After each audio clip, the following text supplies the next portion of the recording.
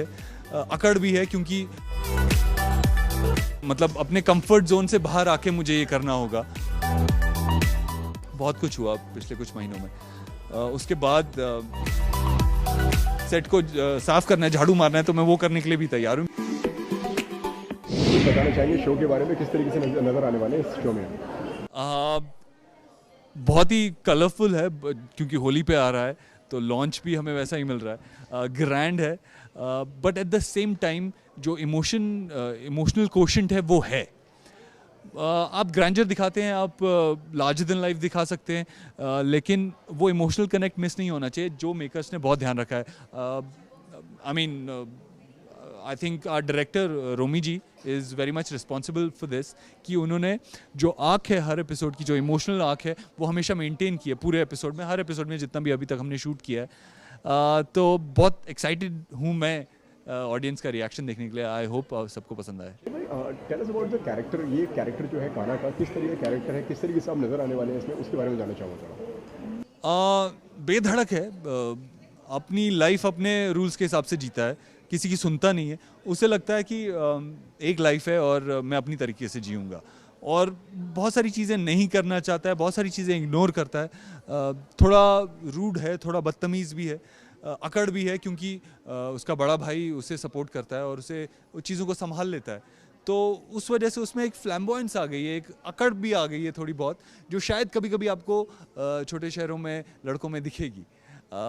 तो वो पकड़ने की कोशिश की है मैंने अपने बॉडी लैंग्वेज में, अपने बोलचाल में, और होपफुली लोगों को पसंद आएगी। इस तरह का कैरेक्टर हमने तो आपको निभाते हुए नहीं देखा है, हालांकि आपने इस तरह का कैरेक्टर किया भी नहीं है, तो क्या क्या तैयारियां थी इस कैरेक्टर के लिए, क्या क्या इंस्पिरेशन लिया आपने, क्या क्या रेफरेंसेस लिए, अगर आपकी अगर बात की जाए? जैसा मैं जम्मू से हूँ, आपको पता नहीं, मतलब मैं जम्मू से हूँ और नॉर्थ में अक्सर ट्रैवल किया है, आगरा भी गया हूँ, यूपी में काफ़ी टाइम स्पेंड किया। तो जो बॉडी लैंग्वेज जो लोगों से मिला हूँ, रियल लाइफ में जिन लोगों को मिला हूँ या इंटरेक्ट किया है, उनसे इंस्पिरेशन लेने की कोशिश की है, रादर देन कोई कैरेक्टर, कोई मूवी या कोई और फिल्म, हॉलीवुड फिल्म, ऐसा कुछ नहीं किया है। तो रियल लाइफ जो इंटरेक्शंस हैं उससे इंस्पिरेशन लेने की कोशिश की है। मैं आपको जानता हूँ, ये आप एकदम अलग पर्सनालिटी हैं, ये कैरेक्टर एकदम अलग है, एकदम अपोजिट है, क्योंकि जिस तरीके से आपने अभी आपने डिफाइन भी किया, काफ़ी मतलब आप काफ़ी तहजीब से जुड़े हुए हैं, काफ़ी उस तरीके से आपका बात करने का अंदाज़ है। इस कैरेक्टर, जब ये कैरेक्टर आप तक पहुँचा तो आपको लगा कि ये क्या है भाई, ये क्या मैं कर पाऊँगा, ये लगा उस तरीके के सवाल आए दिमाग में? जी बिल्कुल, मतलब अपने कंफर्ट जोन से बाहर आके मुझे ये करना होगा।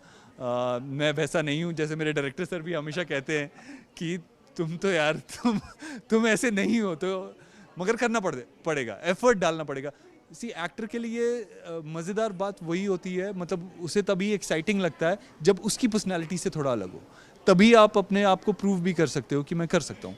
जैसे बहुत सारे कैरेक्टर्स मैंने पहले भी जो किए हैं, वो मेरी पर्सनालिटी से दूर तक कोई मेल नहीं खाते थे, तो वो चैलेंजिंग होता है और इसी में ज़्यादा मज़ा आता है। और मुझे लगता है कि एक एक्टर होने का सबसे बड़ा फ़ायदा ही वही होता है कि आपको अलग अलग ज़िंदगियाँ जीने को मिलती हैं।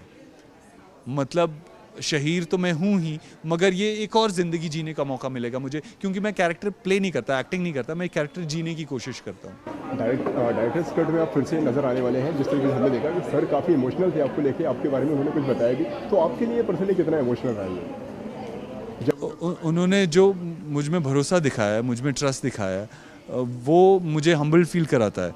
मुझे मतलब वो जो मेरे बारे में कहते हैं, मुझे मतलब समझ नहीं आता मैं कैसे रिएक्ट करूँ। Honestly I don't take compliments very well, लेकिन मेरी खुशनसीबी थी ऑनेस्टली कि मुझे उनके साथ फिर से काम करने का मौका मिला, क्योंकि उनने मुझे इतना अच्छा ट्रीटमेंट दिया है।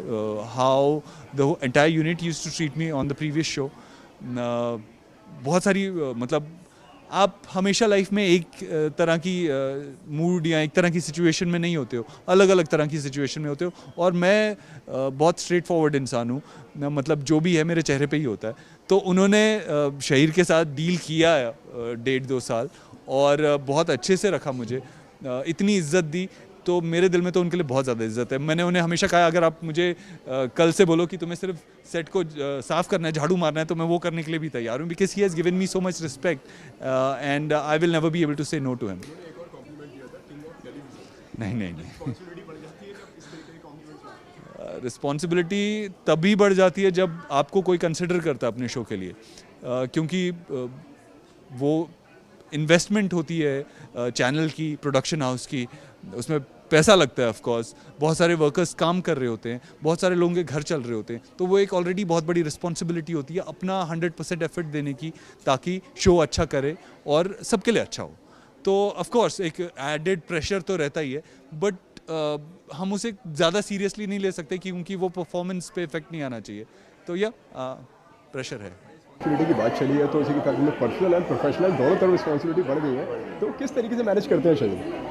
कोशिश करता हूँ, इन दिनों थोड़ा मुश्किल है, लेकिन होपफुली आगे जाके थोड़ा रिलैक्स होगा, क्योंकि बहुत कुछ हुआ पिछले कुछ महीनों में। उसके बाद काफ़ी बैकलॉग्स थे, काफ़ी चीज़ें थी जो मैं प्रॉमिस किया था और नहीं कर पाया था, वो सब कुछ एक साथ आ गया।